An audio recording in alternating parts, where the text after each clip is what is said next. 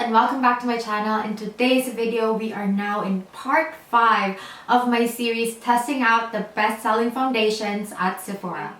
And on today's video, I am going to do a review and wear test of this Sephora Best Skin Ever foundation. So there's 2 more foundations left for the series. The Too Faced Born This Way and the FENTY foundation. This has a lot of good reviews in Sephora and this one as well. So I'm going to do this too at the very end of the series. But this foundation is also getting a lot of hype in social media. And this is the cheapest foundation of all of the foundation that I'll be reviewing on this series. This is only 25 Canadian dollars for 25 ml. Now the other foundations are usually 30 ml, but I computed this. This comes to $1 per milliliter. So if this would be in a 30 ml bottle, this would cost 30 Canadian dollars. So it's still on the cheaper side compared to the other best-selling foundations at Sephora. It comes in this kind of frosted glass and it's made of 30% recycled glass. This foundation comes in 50 shades, which I think is very inclusive. And I got the shade 21.5Y, which is described to be for light to medium skin tone with yellow undertones. When it comes to claims, this foundation claims to deliver a second skin effect and provides lasting hydration while covering imperfections. It also claims to have a formula that is clinically shown to reduce signs of stress, fatigue, and usage over time is proven to make skin smoother, more even, and more radiant. So to test this claims, let's do the try on. I'm going to prime my face first with the NYX Plump Right Back Priming Serum. This foundation, the Sephora Best Skin Foundation, is actually water-based and this primer is also water-based. And I find that this primer also, even with silicone foundation, it's also compatible with those. So it's very versatile. So I have combination skin, I have oily T-zone, dry in some other parts. I have hyperpigmentation at the top of my cheeks and also big pores on the side of my cheeks. So those are my concerns. Now, let's see how this foundation looks like on my skin. I'm going to put 2 pumps. Oh, it doesn't have a liquid consistency. It looks more like a gel, which is very unique.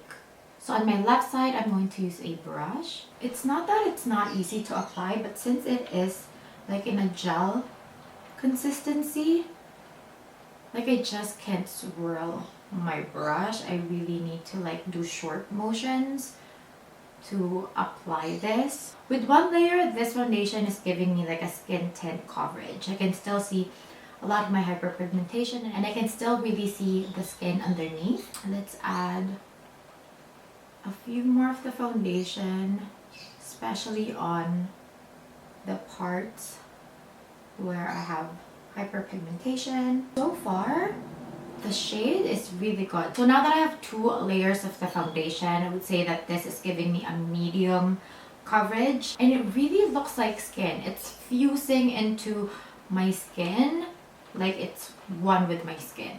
And I like that it's still giving me that glow. It's not very matte and it feels very light and looks very light on the face. So when it comes to their claims that this looks like your skin but better, I could really see that. Kind of reminds me of the Rare Beauty Tinted Moisturizer, but I feel like I like the Rare Beauty better because it helps in blurring out my pores. This one, it doesn't look like it really blurs out my pores. This foundation looks like it just evened out my skin tone, gave me that better skin look, but it didn't alter the texture of my skin. I wouldn't say it's highlighting the texture of my skin. It's not doing that. It's also not blurring my pores. So I'm going to use my sponge.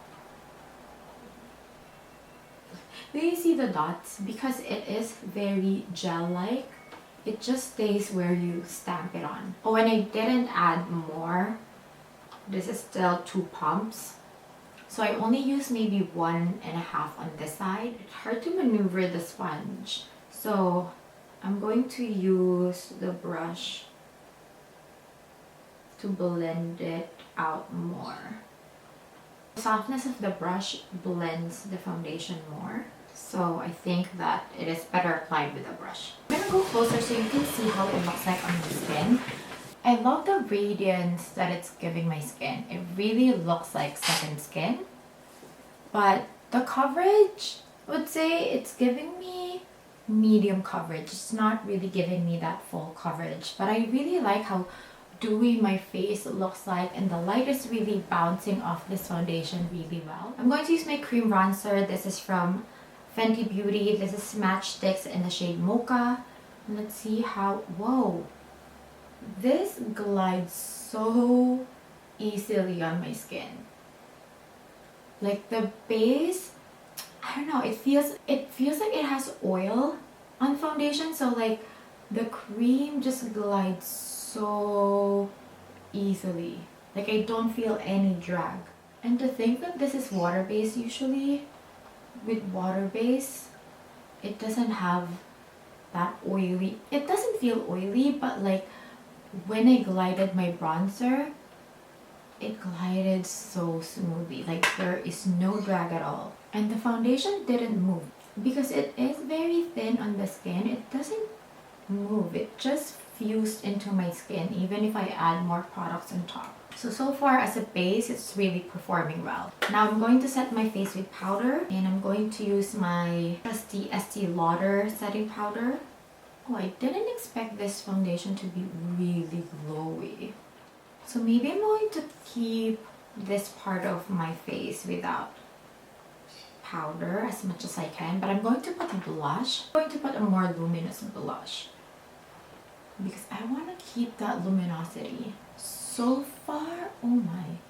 So far, I'm really liking how my skin looks like with this foundation because it looks very natural yet glowy. I think that this foundation will be a good everyday foundation on days that you still want to see your skin underneath, but you want your skin to look like it's like a better version of your current skin. Like you have good skincare. But look at that glow. I didn't powder this part as much. And initially when I was putting this, I was like, oh, it's not blurring my pores. But right now, I don't really see my pores that much. Comparing this with, say, the Makeup by Mario, that one also gave me good looking skin. This one looks very thin on the face, but it's still giving me that luminous, healthy looking skin.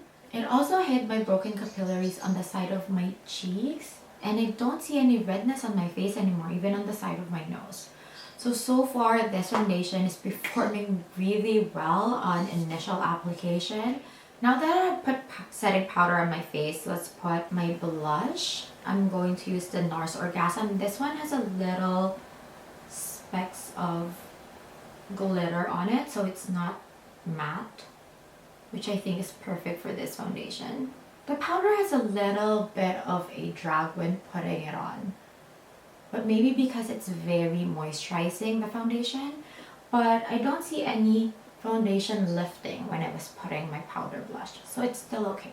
So now let's do a photography test and see how this looks like on flash and non-flash photography.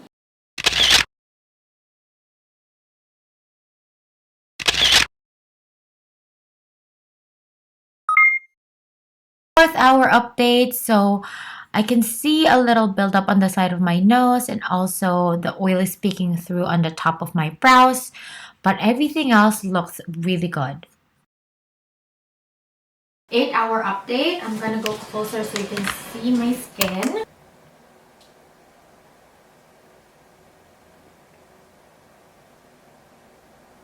Aside from the fact that I'm really getting oily, especially on my forehead and a little on the side of my cheeks, but I love it because it looks very glowy.